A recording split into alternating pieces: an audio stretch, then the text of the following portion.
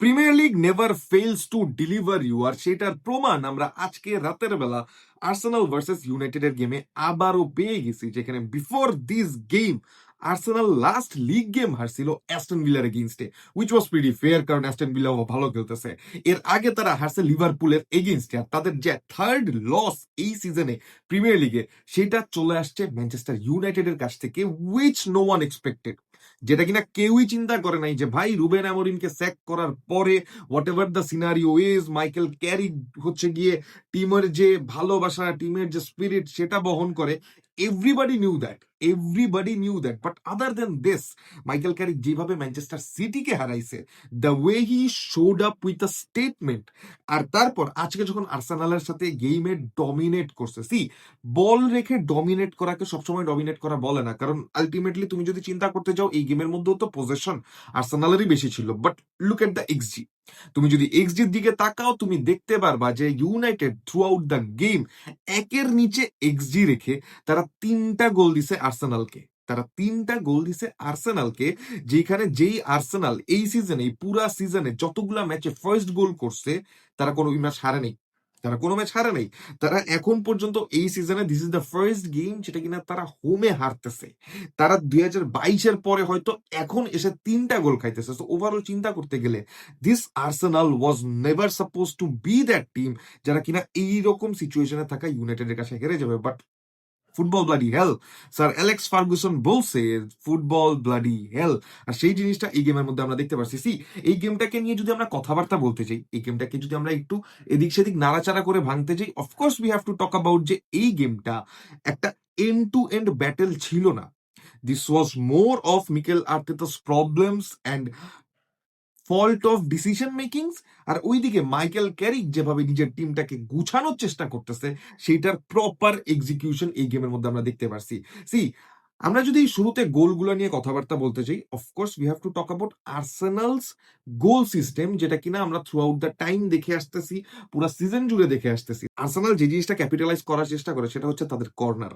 তারা যে এই গেমের মধ্যেও যে একটা গোল পাইছে কর্নার থেকে, ইটস মোর অর লেস তাদের কর্নার গুলা পেনাল্টির মতনই হয়, যেখানে everyone gets their vision blocked. Everyone gets their vision blocked by the Arsenal players, কারণ তারা রীতিমতো হচ্ছে গিয়ে গোল লাইনের উপর থাকে, গোলের ভিতরে থাকে। তো ইন দ্যাট কেস যতগুলা বলই সেকেন্ড বারে পড়ুক বা গোলের কাছাকাছি পড়ুক, দেয়ার আর চান্সেস যে এটা থেকে গোল হয়ে যাবে, এবং সেটা যখন রিবাউন্ডও যাবে সেখান থেকেও গোল হওয়ার চান্সেস আছে, যেটা কিনা আমরা এই গেমের মধ্যেও দেখতে পারছি। এই জিনিসটা Arsenal throughout the time utilize করে আসতেছে। বাট আমরা যদি এই জিনিসপত্র সাইডে রাখি, how many chances we got open প্লেতে, যেইটা কিনা আর্সেনাল পুঁজি করতে পারছে। আর্সেনাল এই গেমের মধ্যে বলি বা থ্রু আউট দ্য টাইম বলি, একটুখানি স্ক্যামের উপর দিয়ে চলতেছে যে ভাই তারা তাদের সেট পিস গুলাকে কাজে লাগাইতেছে, তারা ওপেন প্লেতে যেভাবে নিজেদের খেলাটাকে কাজে লাগানোর কথা সেই জিনিসটাও তারা করতে পারতেছে না, এবং মোরলেস তারা ইন্ডিভিজুয়ালিজমের উপর অনেকখানি ডিপেন্ড করতেছে। সাপোজ কিছুদিন আগে মার্টিনেলি হ্যাট্রিক মারছে, Bukayo Saka is in a good form, তো ওভারঅল চিন্তা করতে গেলে দেখলাইন রাইস আছে। তো তারা ইন্ডিভিজুয়ালিজমের উপর পার পায়, তারা তাদের সেট পিস গুলাকে ইউটিলাইজ করে, কিন্তু ওপেন প্লেতে যে 10টা 15টা 20টা পাস খেলার পরে তারা অপোনেন্টকে খুলে দিছে, সেই জিনিসটা আমরা দেখি না, আর এই গেমের মধ্যেও আমরা দেখতে পারি নাই। But rather than this, if we talk about United, ভাই তুমি চিন্তা করতে যাও, ইউনাইটেড হয়তো ওই অ্যাট্রাকটিভ ফুটবলটা খেলতেছে না positionally, but whatever they are doing, they are doing it right. They are doing it right against big teams like Manchester City, Arsenal, যেখানে if they sit on a low block, তারা যদি একটা mid ব্লকে বসে, তারা সেই জিনিসটাকে counter করতে পারবে, এবং কাউন্টার করার জন্য হোয়াট এভার দে নিড সেই জিনিসটা মাইকেল ক্যারিক তাদেরকে সুন্দর মতো সাজাই দিতেছে কিভাবে? তুমি চিন্তা করতে যাও তাদের ব্যাক ফোরের সামনে যেখানে একটা পিভট দেখতেছি কোবি মাইনু আর ক্যাসেমিরোর, এই পিভটটা খুবই ক্রুশালি কাজ করতেছে, যেখানে ক্যাসেমিরো ফল ব্যাক করতেছে। তুমি যদি তাদের পুরা গেমের পজিশনটাও দেখতে যাও, সেখানে দেখবা ক্যাসেমিরো হচ্ছে কি তুই সেন্টার ব্যাকের মাঝখানে ড্রপ করতেছে, যাতে হি ক্যান ডেলিভার দ্য বলস উইথ দ্য ফ্রন্ট ফেস, তার যাতে টার্ন করা না লাগে, কারণ তার বডি রিজিড, ঠিক আছে, স্বাভাবিক। সেই জায়গায় Covey Mainu is that player যে কিনা হচ্ছে গিয়ে গেমটাকে কানেক্ট করে, এবং এই গেমটাকে কানেক্ট করার জন্য মোরলেস আমরা ব্রুনোকে দেখতে পারি একটা অনেক বেশি ক্রুশাল রোলে। ব্রুনো যদিও এখন প্রিমিয়ার লিগে 10টা অ্যাসিস্ট করে মোস্ট প্রবাবলি সবচেয়ে বেশি অ্যাসিস্ট দিয়ে ফেলছে, but then again he is someone who can deliver more, কারণ ওকে অনেকখানি ইনভলভ করা হইতেছে বিল্ড আপে।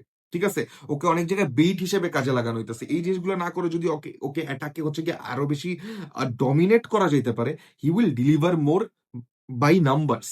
মাইকেল ক্যারিকের ইউনাইটেড কিভাবে পজিশন নেয়, আমরা যদি সেটা একটু দেখতে চাই, আমরা অফকোর্স দেখতে পারবো যে আহ, তাদের মধ্যে হচ্ছে কি ব্রুনো ফার্নান্দেস এবং এমবুয়েমো যখন up top of the attack খেলতেছে, one thing they try to do, Bruno যেটা করে সেটা হচ্ছে গিয়ে নাম্বার 6 সাপোজ জুবিমেন্ডিতে যাতে পাস না খেলতে পারে এরকম সিচুয়েশন ক্রিয়েট করে সে হচ্ছে গিয়ে সালিবাকে, যেমন এই গেমের মধ্যে হচ্ছে গিয়ে ড্র্যাগ করছে, বা অন্য যে কোনো সেন্টার ব্যাককে ড্র্যাগ করে যাতে পিছনে একটা জায়গা খালি হয়, সেখানে এমবুয়েমো রান নিতে পারে, সেখানে যেই স্ট্রাইকারই খেলতেছে সেই স্ট্রাইকার রান নিতে পারে। তো এই যে কানেক্টিভিটিটা যেটা কিনা ব্রুনো ফার্নান্দেজ নিয়ে আসে উইথ দ্য নাম্বার সি পুট অন, দ্যাটস আউটস্ট্যান্ডিং, যেটা কিনা ইজিলি ইজিলি হচ্ছে গিয়ে এইখান থেকে রেজাল্ট বের করা পসিবল না এবং হয়ও না। Bruno Fernandes is doing an amazing job.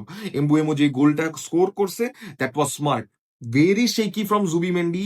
এই সিজনে আর্সেনাল 3টা নিজেদের ভুলে গোল খাইছে, এর মাঝখানে 2টা জুবিমেন্ডির হচ্ছে মিস পাস। আর এই গেমের মধ্যেও এই যখন মিস পাসটা হয়ে গেছে, Arsenal was in a lead, Arsenal বেশি পাসেস খেলতেছিল, তাদের পাসিং সিকোয়েন্স বেটার ছিল, রাইস, জুবিমেন্ডি, সালিবা সবাই ভালো পাসেস খেলতেছিল। ওডেগার্ড ওয়াজ নট ক্লিকিং, সেটা নিয়ে আমরা কথাবার্তা বলবো, but before anything and everything, Arsenal যখন হচ্ছে পজিশনালি ফুটবল হেভি খেলতেছিল, জুবিমেন্ডির এই মিস পাসটাতে গেমটা ঘুরে যায়। এমবুয়েমো যখন গোলটা স্কোর করে, তারা এই গেমটাকে পাল্টাই ফেলে। তারপর যখন আমরা দেখতে পারি যে Dorgu out of nowhere small position use করে সে নিজের জন্য একটা গোল বের করছে, যেটা কিনা আউট অফ নোওয়্যার একটা থান্ডার বোল্ট আসছে, তো ইউনাইটেড সেখান থেকে আরো ভালো রিদম পায়। এবং এরপর যখন মাতিউস কুনার নামে যখন আমরা সাবস্টিটিউশন দেখতে পাই, that came out of nowhere.